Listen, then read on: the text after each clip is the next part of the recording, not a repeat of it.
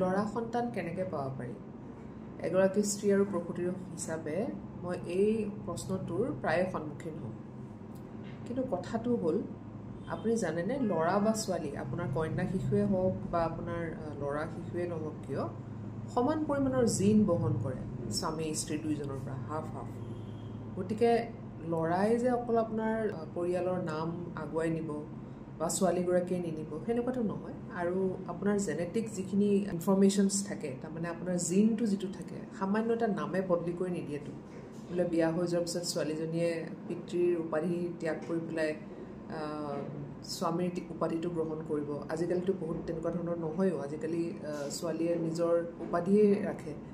so এইবোৰ হ'ল একেবাৰে কি বুলি কওঁ এইটো মানে ছুপাৰফিচিয়েল কথা এইটো ধাৰণা আচলতে এৰিবলৈ হ'ল আপোনাৰ